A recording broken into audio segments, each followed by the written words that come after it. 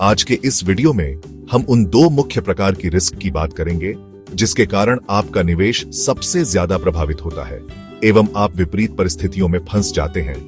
तो बात करते हैं लिक्विडिटी रिस्क और इन्फ्लेशन रिस्क आपके निवेश को कैसे प्रभावित कर सकते हैं। आज हम इन्हें सरल शब्दों में समझेंगे।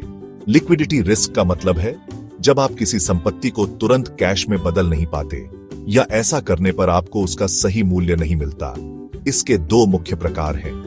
एक एसेट लिक्विडिटी रिस्क, जब कोई संपत्ति जैसे रियल एस्टेट या दुर्लभ कलेक्टिबल्स को बेचना मुश्किल हो, उदाहरण मंदी के दौरान प्रॉपर्टी बेचना। दूसरा फंडिंग लिक्विडिटी रिस्क, जब किसी कंपनी या व्यक्ति के पास अपने अल्पकालिक खर्चों को पूरा करने के लिए पर्याप्त कैश नहीं होता। उदाहरण, अगर कोई बिजनेस लोन चुकाने में असफल हो जाए, लिक्विडिटी रिस्क के कारण क्या है? मार्केट की खराब स्थिति, अधिक निवेश, जो बेचने में कठिन होत, आर्थिक संकट और नए रेगुलेशंस, लेकिन इसे कम करने के उपाय भी हैं। अपने निवेश को विविध बनाएं, एक इमरजेंसी फंड बनाकर रखें। निवेश से पहले संपत्ति की लिक्विडिटी परखें, लिक्विड मार्केट्स में निवेश करें।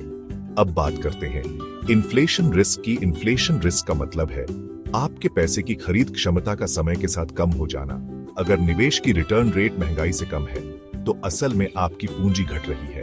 उदाहरण, अगर सेविंग्स अकाउंट 5% ब्याज दे रहा है और महंगाई 7% है तो आपकी पूंजी की वास्तविक कीमत घट रही है।